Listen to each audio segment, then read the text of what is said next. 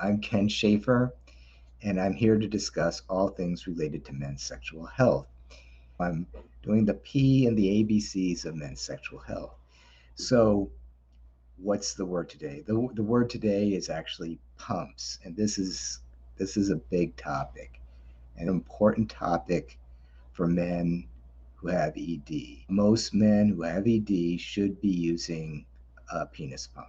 Not all men. There are some men for whom it would injure, guys with sickle cell, guys with other blood disorders, guys with compromised vasculature in their penis. So it's always a good idea to check with your doctor, especially if you have any pre existing medical conditions, if you have diabetes, things like that. So, of course, check with your doctor. Anyway, so pumps. All right. So I'm going to review some pumps that I have used, and make some recommendations about what you should look for in a pump. There's a lot of pumps out there.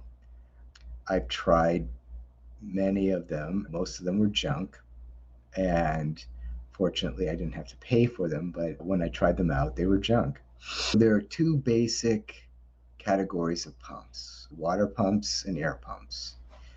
And they both have pros and cons. The important thing is not what kind of pump you're using, but that you're using it. The reason you want a pump is if you, especially if you're not getting nocturnal erections, your the tissues in your penis are not getting enough blood. So you want to artificially pull blood into the penis so that the tissues can get the nutrients they need, and the healing factors and the oxygen, and the tissues can remain healthy. And if they aren't healthy, they can start repairing themselves. Let me start out with a pump that is very expensive, but I never really liked it. It was the first pump I used regularly. And it's called the Sade, and this is what it looks like. It also comes with this attachment. If you go to their website, they're primarily a water pump. They do say you can use this as an air pump. I did not find that it worked very well as an air pump. It's pretty good as a water pump, but they claim that you can use it in the shower and the bath. I never got this working well in the shower. I always had to use it in the bath. In the bath, it worked great. Here at the tip is a valve. And of course, you put this over your penis. And the primary way you're supposed to operate it is by pumping it. I thought the results with that method of pumping it weren't very good. But when I used the attachment, what did I do with it? Here it is. When I use the attachment, which is placed over the valve, and you use this, I found that it worked very well. Unfortunately, there's a design flaw, or I think it's a design flaw. This does not attach very securely. So you can be in the middle of pumping, and the next thing you know, it's popping off and you're having to fiddle around with it. I think this was something like $350 when I bought it. The next pump I went to was one my urologist gave me. He gave this to me. I'll show it to you. And this is like a no-name generic pump. I tried to find this on the internet. I never found it. I don't know who supplies it. It doesn't seem to have a name. It's a very simple pump. It's an air pump. It's not designed for water. And it's just a simple cylinder and the head attaches here. This is a motor. You can turn it on. I don't know if you hear that, and it will start sucking air. If there is an alternative head that you can put on this, which is a manual pump, so you put this here in place of the electric motor, pump with your finger. I just use the motor. Now, I believe that even if you're going to use a water pump, you should at least have an air pump. And I think the best pumps are the ones that have a little electric motor here to either pull the air or water, whatever it's designed for. They're simple, they're easy to use, and if if you're traveling or if you're in a place where you may not have access to some type of pool of water, you can just pull this out. And this has been my go-to. I keep coming back to this. It's easy to use. It gets the job done. I don't have to fiddle with it.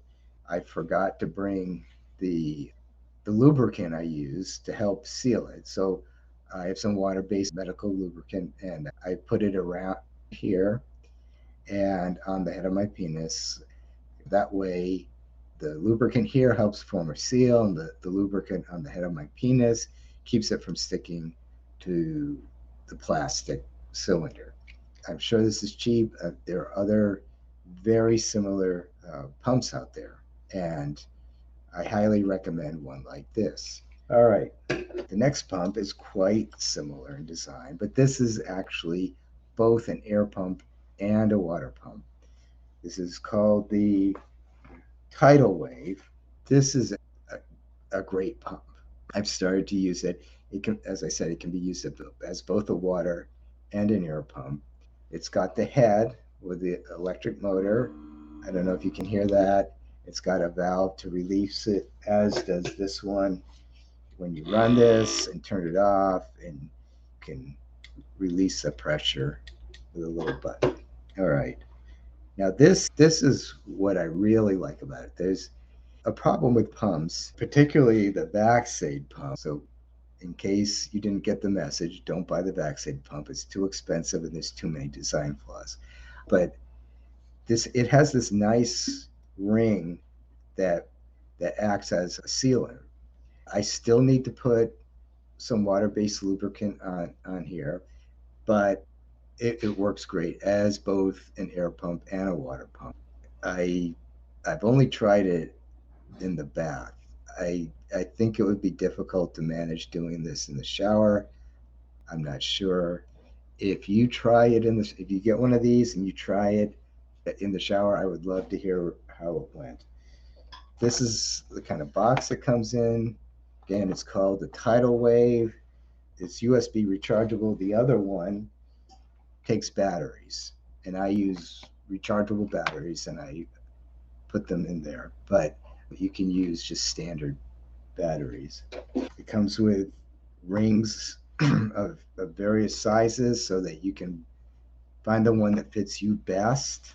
So, to summarize, I've tried a lot of pumps. I've found that simpler designs work better. The Vaxade is over designed, there's too many design flaws, and it's quite expensive. The other two I showed you are very simple designs. They both come with an electric motor that does the work of pumping either the water or the air, whichever type you're using. It just simplifies the whole thing. And so that's a design I recommend. I've tried some others. I mostly threw them away because they were so useless. Anything that comes with an attachment, many of the pumps come with some kind of attachment like the Vaxade did, that type of thing. It just complicates everything. So stay away from that. I hope I've given you a good idea of the kind of pump I would recommend. Again, this is probably the most versatile pump that I own because it can do both water and air. I still will use this if I'm in a hurry. It's just a little bit faster, a little bit simpler to get it set up and to clean up afterward. All right. A question that comes up quite often is, how often should I pump? There are different protocols out there, and each doctor has their own protocol. In general, they're saying a minimum of 3 days and usually 5 days a week. Does one work better than the other? I don't know. I don't think anyone knows. But what they do know is that pumping can help restore erectile function. The important thing is pump, get the blood in there.